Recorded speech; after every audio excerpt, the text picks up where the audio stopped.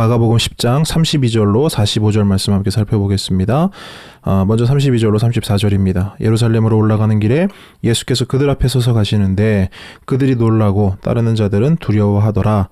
이에 다시 12 제자를 들이시고 자기가 당할 일을 말씀하여 이르시되 보라 우리가 예루살렘에 올라가노니 인자가 대제사장들과 서기관들에게 넘겨지매 그들이 죽이기로 결의하고 이방인들에게 넘겨주겠고 그들은 능욕하며 침뱉으며 채찍질하고 죽일 것이나 그는 3일 만에 살아나리라 하시니라. 예수님은 이미 자신이 고난받아 죽을 것과 다시 살아나실 것을 마가복음 8장 31절과 9장 30절에서 두 번이나 언급하시고 말씀하셨습니다. 그리고 오늘은 세 번째로 말씀을 하시는데요. 이번에는 이전과는 다르게 좀 더 상세하게 말씀하고 계십니다. 먼저는 예수님은 순환당할 장소가 예루살렘이라고 특정하여 말씀하십니다. 그리고 순환당하는 과정에 대해서도 굉장히 상세하게 말씀하고 계시죠. 그런데 여러분, 예수님은 왜 예루살렘에서 순환을 당하셔야 했을까요? 우리가 잘 아는 것처럼 예루살렘은 하나님의 성전이 있는 곳이죠. 유대인들은 그곳에서 율법에 따라 제사를 드리고 각종 절기를 지켰습니다. 그래서 예루살렘과 예루살렘 성전은 유대인들의 신앙과 유대인들의 생활에 있어서 가장 중심이 되는 곳이에요. 그래서 예루살렘 성전을 그들의 정체성이다라고 말하기도 합니다. 그런데 아이러니하게도 유대인들은 그 예루살렘에서 정말 많은 선지자들을 죽였습니다. 누가복음 13장에 보면 예수님이 이렇게 말씀하십니다. 그러나 오늘과 내일과 모레는 내가 갈 길을 가야 하리니 선지자가 예루살렘 밖에서는 죽는 법이 없느니라. 예루살렘아 예루살렘아 선지자들을 죽이고 내게 파송된 자들을 돌로 치는 자여 암탉이 제 새끼를 날개 아래 모음같이 내가 너희의 자녀를 모으려 한 일이 몇 번이냐. 그러나 너희가 원하지 아니하였도다.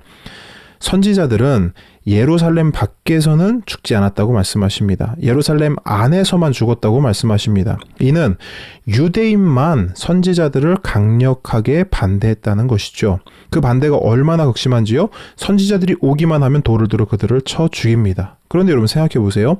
선지자들은 누가 보냈습니까? 하나님이 보내신 것이죠. 하나님께서 자신의 백성에게 하실 말씀이 있어서 선지자들을 보낸 것입니다. 그런데 유대인들은 그것을 원하지 않았다라고 말해요. 그 원하지 않음으로 인하여 선지자들을 죽이고 선지자들을 죽임으로 하나님의 말씀에 귀를 닫았다라는 거예요. 그래서 이제는요, 선지자들을 보내셨던 하나님께서 인간의 몸으로 직접 오십니다. 그들은 어떻게 반응할까요?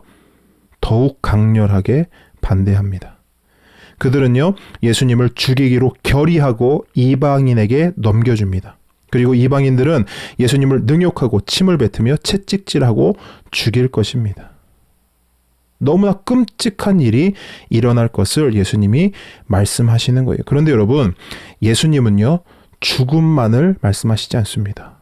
예수님께서는 그들이 예수님을 죽일 것이나 예수님은 3일 만에 살아날 것이다 라고도 말씀하셨습니다. 자, 35절로 37절 보겠습니다. 세베대의 아들 야고보와 요한이 주께 나와 여짜오되 선생님이여 무엇이든지 우리가 구하는 바를 우리에게 하여 주시기를 원하옵나이다. 이르시되 너에게 무엇을 하여 주기를 원하느냐. 여짜오되 주의 영광 중에서 우리를 하나는 주의 우편에 하나는 좌편에 앉게 하여 주옵소서. 예수님께서 굉장히 심각한 말씀을 하셨잖아요. 그런데 지금 제자들은 또 엉뚱한 이야기를 합니다.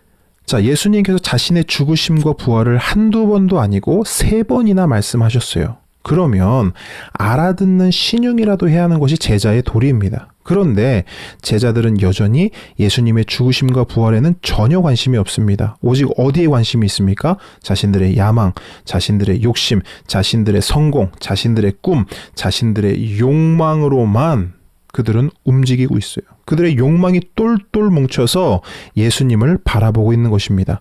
자, 야고보와 요한은요, 예수님에게 자신들의 구하는 바를 달라고 합니다. 구하는 대로 주십시오 이렇게 말해요. 마치 예수님께 맡겨놓은 것을 돌려달라는 것처럼 굉장히 당당하게 말합니다. 이걸 뭐라고 합니까? 뻔뻔하다고 하죠. 그런데 여러분, 이런 뻔뻔함은 어디서 올까요? 문득 베드로의 고백이 떠오릅니다.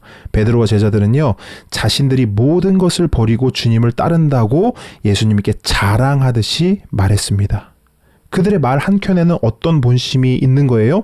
우리는 다 버리고 예수님을 따랐으니 이제 예수님도 우리에게 무엇을 주실지 말씀하십시오. 아니, 우리가 원하는 바를 말씀드릴 테니 예수님은 우리가 말씀하시는 대로만 우리에게 주십시오. 라고 지금 말하고 있는 것입니다. 여러분, 이러한 뻔뻔함을 보면서 누가 보입니까? 내가 보입니다. 우리가 보입니다. 저와 여러분이 보입니다. 우리는 늘 이런 식으로 하나님께 손을 벌립니다. 우리가 예수 믿어드렸으니 이제 뭔가를 달라고 말합니다. 우리가 신앙생활 잘할 테니 복을 달라고 말합니다. 10의 1조가 아니라 10의 2조도 드리고 10의 3조도 드릴 테니까 100배로 돌려달라고 말하는 것이 우리라는 거예요. 물론 이런 낯뜨거운 말을 할 때는요, 드러내놓고 하지 않습니다. 하지만 우리의 마음 한구석에 이러한 마음들이 도사리고 있는 것입니다. 그리고 말로 할 때는 그럴듯하게 포장을 하죠. 야고보와 요한도요, 그럴듯한 말로 자신들의 노골적인 욕망을 드러냅니다. 주의 영광 중에서 우리를 하나는 주의 우편에, 하나는 좌편에 앉게 하여 주십시오. 얼마나 거룩한 고백입니까?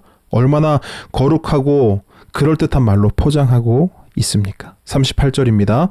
예수께서 이르시되 너희는 너희가 구하는 것을 알지 못하는도다. 내가 마시는 잔을 너희가 마실 수 있으며 내가 받는 세례를 너희가 받을 수 있느냐? 예수님은요, 너희가 구하는 것이 뭔지 너희는 전혀 모르고 있다고 말씀하십니다. 예수님은 잔을 말씀하시고 세례를 말씀하십니다. 잔은 뭘까요? 구약에서 잔은요, 심판으로서의 고난을 의미합니다.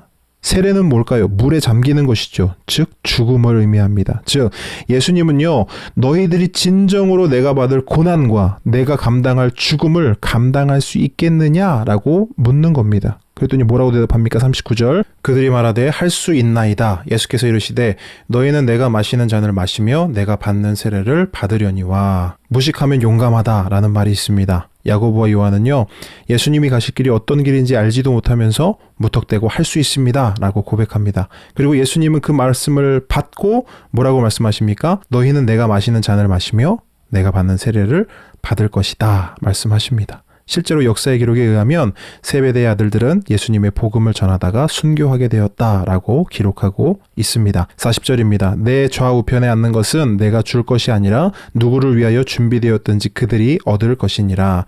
예수님은 좌우편에 앉는 것은 하나님께서 이미 정하셨다고 말씀하십니다. 41절입니다. 열 제자가 듣고 야고보와 요한에 대하여 화를 내거늘. 자, 야고보와 요한의 행동에 대하여 나머지 10명의 제자들이 화를 냅니다. 화를 낸 이유가 뭘까요? 예수님의 죽음과 부활에 대하여 3번이나 말씀을 하셨는데 여전히 그렇게 어리석은 부탁을 하느냐? 라고 화를 내는 것이면 좋겠지만 나머지 10 제자들도 예수님의 우편과 좌편이 탐이 났는데 그것을 야고보와 요한이 먼저 선수를 쳤기 때문에 화를 내고 있는 것입니다. 결국 12명 모두 여전히 예수님을 자신들의 야망을 이룰, 자신들의 성공을 이룰 도구로 생각하고 있었던 것입니다. 여러분, 이런 제자들을 보면서 예수님의 마음이 어떠셨을까요? 마음이 좋지 않으셨을 겁니다. 그럼에도 불구하고 예수님은요, 이러한 제자들을 다시 불러내십니다. 다시 불러다가 가르치십니다. 42절, 43절, 44절입니다. 예수께서 불러다가 이르시되 이방인의 집권자들이 그들을 임의로 주관하고 그 고관들이 그들에게 권세를 부리는 줄을 너희가 알거니와 너희 중에는 그렇지 않을지니 너희 중에 누구든지 크고자 하는 자는 너희를 섬기는 자가 되고 너희 중에 누구든지 으뜸이 되고자 하는 자는 모든 사람의 종이 되어야 하리라. 자, 예수님은요, 제자들의 야망을 끄집어내어서 펼쳐 놓으셨습니다. 제자들의 야망은 뭡니까? 이방인 집권자들이 하는 것처럼 자기보다 낮은 자들을 다스리고 그들 위에 군림하는 것이었습니다. 다른 말로 하면 그들은 권력을 손에 쥐고 싶어 했던 것입니다. 그런데 이것은요, 지극히 세상의 원리라고 예수님 말씀하십니다. 하나님의 나라에서는 이런 원리가 통하지도 않을 뿐더러 이런 원리를 추구하고 이런 원리를 소망하는 자는 하나님 나라에 들어갈 수조차 없다고 예수님은 이미 말씀하셨습니다. 왜 그렇습니까? 하나님의 나라는 모든 사람이 종이 되는 나라이기 때문입니다. 또한 하나님의 나라는 섬기는 자가 으뜸이 되는 나라이며 섬기는 자만이 하나님의 기쁨이 될 수 있는 나라이기 때문입니다. 여러분, 교회 공동체에서 이러한 하나님 나라의 원리가 적용되어야 합니다. 믿음의 가정에서 이러한 하나님 나라의 원리가 적용되어야 합니다. 예수를 믿는 저와 여러분 각자의 삶 속에서 이러한 하나님 나라의 원리가 적용되어야 합니다. 서로서로 종이 되어야 하고요. 서로서로 섬기는 자가 되어야 합니다. 하지만 이러한 하나님 나라의 원리를 우리는 이해할 수가 없는 존재입니다. 그 어떤 사람도 섬김 받는 것을 좋아하지 섬기는 것을 좋아하지 않습니다. 여러분, 모든 사람은요, 명령하고 다스리는 것을 좋아하지 명령받고 다스림 받는 것을 좋아하지 않습니다. 왕이 되려고 하지 종이 되려고 하지 않는다는 거예요. 이것은 우리 인간이 가지고 있는 본성입니다. 여러분, 세상은 돈이 최고라고 합니다. 돈이면 무엇이든지 살 수 있다고 합니다. 돈이라면 무엇이든지 할 수 있다고 말합니다. 여러분, 정말 그렇죠. 돈이 있으면 섬김 받으면서 살 수 있습니다. 돈이 많으면요, 명령하고 다스리고 군림하며 살 수 있습니다. 여러분, 이 세상에 그 누구도 섬기기 위해서 돈 버는 사람 없습니다. 종이 되기 위해서 돈 버는 사람 없습니다. 명령받고 다스림받고 군림당하기 위해서 돈 버는 사람 없습니다. 이 세상을 살면서 이러한 세상의 원리를 우리는 스스로 버릴 수가 없습니다. 여러분, 스스로 버릴 수 있겠습니까? 이러한 세상의 원리를 스스로 포기할 수 있겠습니까? 할 수 없습니다. 우리는 절대로 이러한 세상의 원리를 포기하지도 못하고 스스로 내려놓지도 못합니다. 우리의 노력을 절대 할 수 없어요. 그래서 누가 오신 거예요? 예수님이 오신 겁니다. 예수님이 이 땅에 오셔서 우리에게 뭘 보여주십니까? 45절입니다. 인자가 온 것은 섬김을 받으려 함이 아니라 도리어 섬기려 하고 자기 목숨을 많은 사람의 대속물로 주려 함이니라. 여러분, 우리가 세상의 원리가 아니라 하나님 나라의 원리로 살 수 있는 유일한 방법은 예수께서 이 땅에 오셔서 나를 섬겨주셔야 가능합니다. 예수님의 섬김은 어떤 섬김입니까? 자기 목숨을 많은 사람의 대속물로 주는 섬김입니다. 바로 십자가의 섬김입니다. 우리가 그 섬김을 받아야 삽니다. 우리가 그 섬김을 믿어야 구원받을 수 있는 것입니다. 여러분, 우리는 예수님을 섬긴다 말하지만, 예수님을 섬기고 싶다 말하지만 결코 우리는 예수님을 섬기는 자가 될 수 없습니다. 여러분, 우리가 무엇이 간데 예수님을 섬길 수 있겠습니까? 우리는 무능의 존재, 무력의 존재입니다. 어린아이와 같은 존재입니다. 그래서 우리는 예수님의 섬김이 절대적으로 필요한 존재이지 우리가 예수님을 섬기는 존재가 될 수 없는 것입니다. 여러분, 이것을 믿고 고백하는 저와 여러분 되길 축복합니다. 오직 예수 그리스도의 섬김을 받고 그 섬김 받음을 믿는 우리 모두가 되기를 축복합니다.